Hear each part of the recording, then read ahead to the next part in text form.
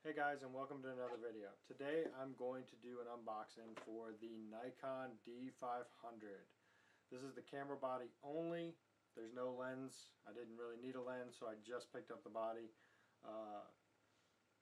Basically, you can pick these up right now for just under $1,900, which is a bit pricey, but in my opinion, it's probably going to be well worth it. So, a little backstory. I picked up the D7500 the weekend that it came out with high expectations. The camera itself hasn't really let me down, but there are some features that were missing that I really wanted, so I ended up going out and getting the D500.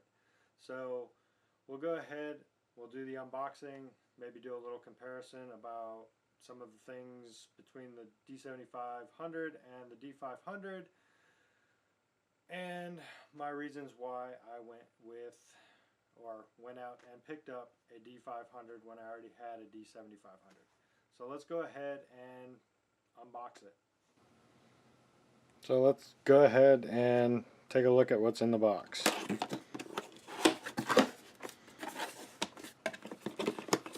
So we got warranty card, Nikon school, a couple of user manuals, one in English, one in Spanish, and I'm sure a few other languages.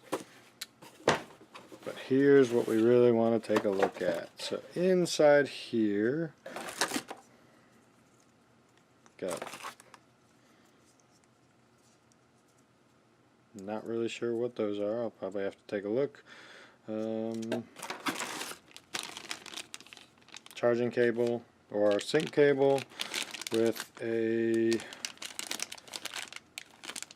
well, it's a micro SD, the high-speed micro SD.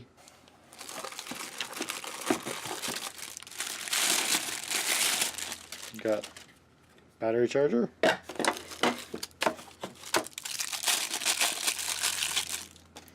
adapter for the battery charger, so you can plug that in, you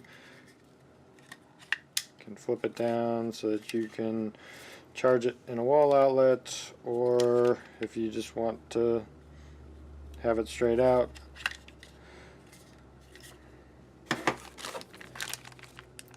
Nikon D500 strap, standard strap, which I will never use, so that can go. And we have a battery, which is the EL15. So this battery is slightly different than the one that came with the D7500, but it'll work in either camera.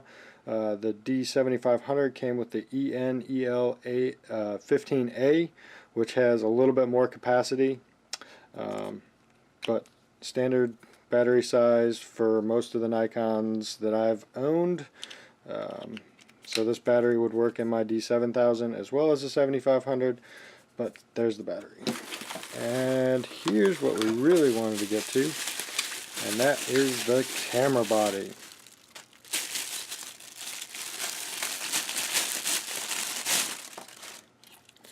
So it's got a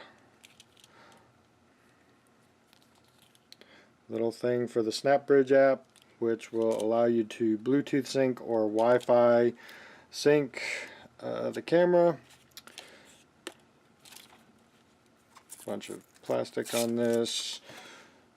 This has a fold-out screen.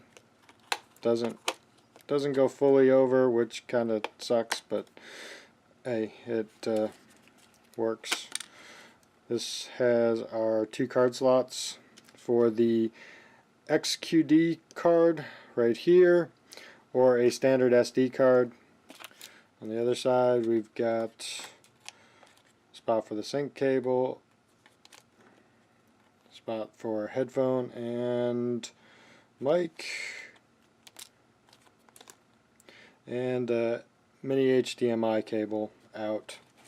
Other than that, most of your controls are very similar to some of the higher end cameras from what I've been reading. The only real difference is where the ISO and the mode buttons are. On a lot of the other high-end cameras, the ISO button is where the mode is, but overall I like the way how deep that grip is. Gives you a real good feeling. So that is pretty much the unboxing. So right here I have the D500 and the D7500. Like I said, I originally purchased the D7500 trying to save myself a little bit of money, and I pretty much came to regret it. One of the main, or here are a couple of the main reasons that I say that. The D7500 only has a single SD card slot. I shoot a lot of sports photography, and this became kind of prohibitive. The other thing that I take real issue with is the fact that this camera does not have a battery grip available. Why Nikon would do that, I don't know, but when I bought it, I didn't realize that there was not going to be a battery grip, and that becomes very problematic when I'm trying to shoot sports photography and I want to change from landscape to portrait. Having to manipulate my hand to get to the shutter button when it's in portrait becomes really problematic. Aside from that, those were my two main gripes. Other than that, I've loved this camera. I think the high ISO capability of this camera is outstanding, and I'm really looking forward to getting that same thing in the D500. The other reason that I decided to upgrade to a D500 and make the 7500 my backup was the frames per second that the D500 can shoot. The D7500 is no slouch at 8 frames a second, but the D500 will do 10 frames a second, which is crazy. And with the new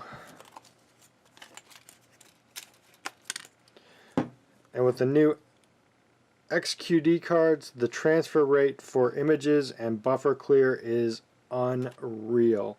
Some of the research I did, 10-second hold the shutter down, continuous fire, full raw. Lexmark was doing I think they said 100 images taken in a 10-second burst with a 3.3 second clear rate for the buffer, which is just crazy. So both of these cameras use the exact same sensor. The D500 has 153 focus points, as where the D7500 has 51, I believe it is. So this one obviously can do a lot more in the select your focus area than the D7500. Overall, there's a lot of similarities.